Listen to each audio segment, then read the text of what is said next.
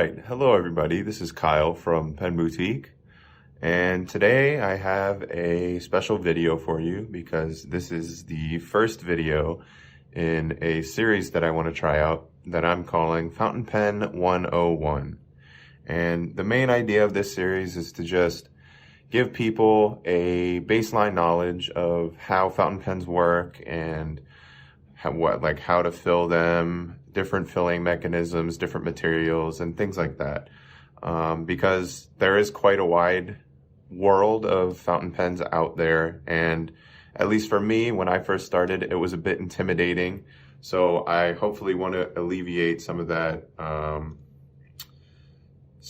stress that comes with starting the collection like I did. So in this video, I'm just going to go over some basic things, and I'm not going to go too in depth because I'm going to save that for later videos. But yeah, so let's get into some pens. So the main thing that obviously differentiates a fountain pen from a roller ball or a ballpoint is the actual system in which you write with. So I think maybe the best example to actually see this is on this. This is my Pelikan M1000. And so right away you can see this pretty big nib. And this is what they call the feeding system. So generally nibs are going to have two different parts. There's the actual nib, and there's the feeder down here. And the feeder is basically, it takes ink from the ink supply and pushes it down to the nib here. And it just makes sure that there's enough ink for the nib to write with. And this particular nib is made out of solid 18 karat gold. However, on most beginner-friendly models, you're going to see a steel nib. And the difference between the two is that gold is obviously more expensive to make, so it's on more expensive pens. However, gold also can give you a smoother writing experience and can also offer a little bit of line variation, where steel is very stiff. And so a lot of times with steel, what the size you get is the size you get, and a medium is just going to write like a true medium. There are some examples of flex nibs for steel, but those aren't, overly common. So yes, that's just the basic about nibs. Again, like I said, I will be going more in depth about some of these topics in later videos, so don't worry. That's not like it. But now let's talk about some different filling systems. So this is the Lamy 2000, and often cited as one of the best starting fountain pens. It's actually my first fountain pen that I bought myself. So this is the guy who started it all right here. And let's see. So if you just unscrew the section from the barrel, you'll see this little piece right here. So this is what's called a piston mechanism, or no, not a piston mechanism, a converter. And so the way a converter works, I need to clean this out more, but a way a converter works is that you basically depress this little plunger that's in there, and while it is connected here, you would stick the nib into an ink bottle and then twist this the other way, and ink will be pulled up into the converter. So these are also compatible with cartridges. Most converters are compatible with cartridges as well. And I believe I have a pen with a cartridge right here. So this is the Shown Design Pocket 6, and this is a cartridge only pen. And so this is what a cartridge looks like. Obviously, there's no refillable aspect. However, if you did feel so inclined, you could take a blunt syringe and fill this up with the ink of your choosing. However, that is kind of a messy process. So yeah, that is the difference between a cartridge and a converter.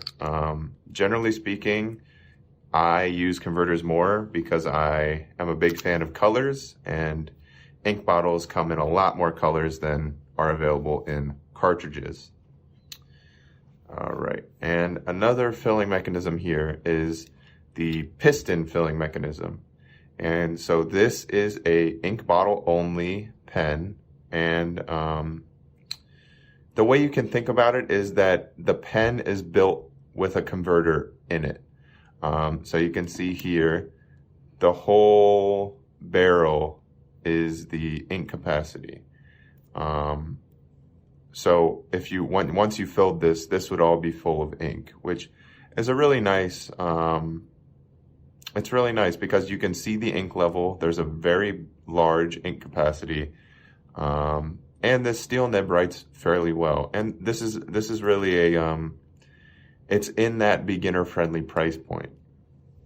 This is the TWSBI Diamond 580. It kind of supersedes the TWSBI Eco, which I have here. And this is actually what it looks like when you do fill it with ink. Another thing to note is that pens come in a varying materials, and let's see, so you can see some in like an anodized aluminum, like I have here. This is a material that they call diamond cast, which is actually, it has diamonds in the actual, well, not, it has diamond dust in the actual material here. And that's a really nice way to recycle a byproduct of diamond cutting. So yeah, that's a pretty interesting material there. And, you know, people just get real funky with the materials. Like this is a hammered steel, or sorry about that, a hammered aluminum, I believe. Let's see. And then if you do get into fountain pens, you'll hear people talking about celluloid pens.